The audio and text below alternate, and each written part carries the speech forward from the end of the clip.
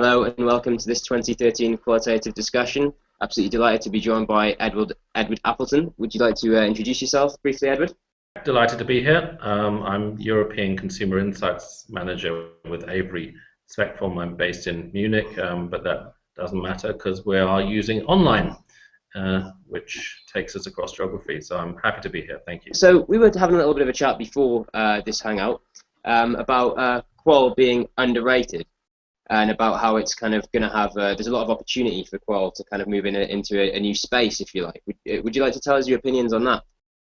Yeah, I'm myself a client. I'm a buyer of research, and I'm a total believer and a fan of what Qualitative can do, because it is essentially extremely powerful through the use of a very few simple steps. And those can be more innovative steps. They can be the traditional tools, group discussions, in-depths. You learn masses. But there is, I think, an ongoing bias, and at the moment big data is flavor of the month. There's an ongoing bias to quantification, to want to see the numbers, especially towards the higher parts of an organization, the board, that people want to see percentage figures. And where I think Qualitative is extremely strong is helping us understand really quite up close to how people make a decision, whether they're in a shop, walking past a shelf where you think you've got a great display but nobody notices it, or whether you're actually in a situation where somebody's completely flicking through a magazine. You think you've got a great ad position in the inside front cover, and you can see people just flicking through it. It can do masses. Technology has transformed. Digital technology has transformed what Qualitative can do.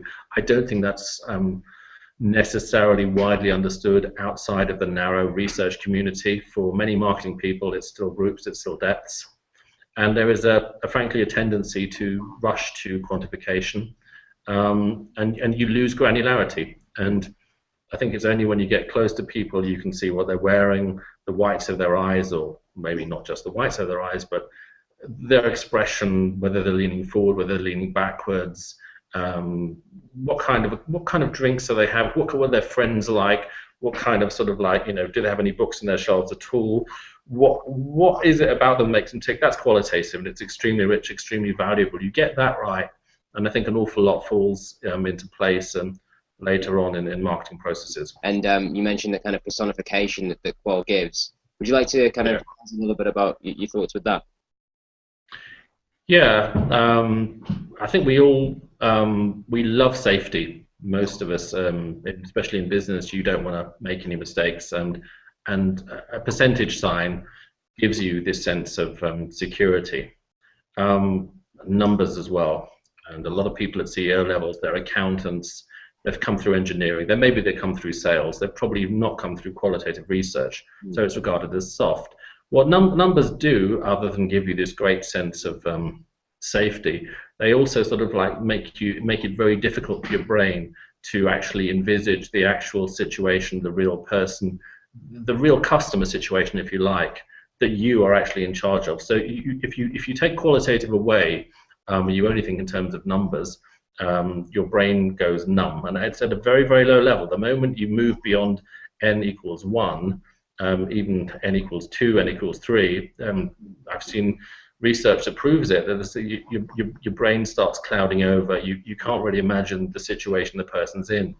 And my example was with the whole story about the misuse of data, the NSA. If you just say, oh, millions of people are having their phones tapped and spied on, you just think, oh well, yeah, it's wrong, and then you carry on with your life. But the moment it becomes more personal, and I think we've seen that in Germany with Angela Merkel, the moment it becomes very, very real, when it's about a real person with a name, it could be your mum, it could be anybody, it brings it a lot more to life, and it resonates, and I think that's, again, a great strength of qualitative over quantitative research.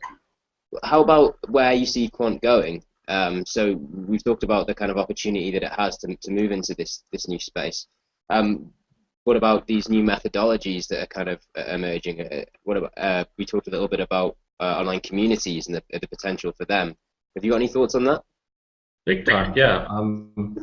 I think if you look at all of the new tools that market research and me as a buyer you've got at your disposal, it used to be, say, 6, 8 years ago, if you wanted to do qual, you just automatically thought, I'll do a couple of groups, I'll do 4 groups, I'll do extended groups, I'll do triads, you do in-depth, that's it. Digital has transformed all of that. So you talk to online communities, it's, I think worldwide, has become one of the most successfully new adapted tools and techniques. Why is it useful? Really, it's immensely convenient to have a group, say, of 15, 30 people with you discussing your problems. You may set them tasks. You can do as many as you want, really, for as long as you want, but they don't walk up at the end of an evening and go away. They're there. And if you want to say, we're going to talk about, I don't know, a new pack design or a new concept for a new delivery mechanism, a new service concept that your company is thinking about, you can just say, look, this is what we'd like to talk about over the next 3 days, and people can do it in their own time. They can read what other people say. That's another really important thing. They can bounce ideas off each other. So you get this notion. In other words, it builds in social influence, which I think is becoming increasingly important and recognized as such. And that's just online community, Jack. Then you've got like smartphones. Smartphones have become massively ubiquitous and very, very multifunctional devices where you do all sorts of things. You SMS, you use them as phones, but you take lots and lots of pictures. So that's the whole notion of how you can use your phones to document where you are, and then ask people in the moment, what are you feeling? Where are you? What are you feeling? Is there any brand involved? What's the category? And it overcomes this problem of memory. That can be done quantitatively, also qualitatively. And then the final area is social media. Not just the big guys. It's not just about Facebook. It's not just about. It's not just for quantitative research. You can use, if you've got a Facebook site, you can use it to, just as an example, you can say have a mini competition, saying it's Halloween. You say we'd like to have a competition. Imagine you can have a sort of like a party for your kids, and you'd like them to use labels in a different way. What would your ideas be? And you just throw it onto Facebook, and you can probably incentivize it a bit, and you can use that at the front end of the innovation process, and it's a massively useful. So, and again, I think that's qualitatively. You can talk to 30 to 40 to 50 people.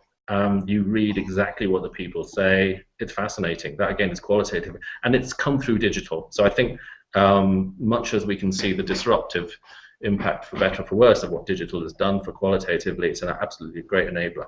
Thank you very much for joining me. It's been a pleasure. Oh, you're very welcome, Jack. We call it a day, and look forward to seeing you there. It's going to be a great event. Absolutely. Cheers, Edward.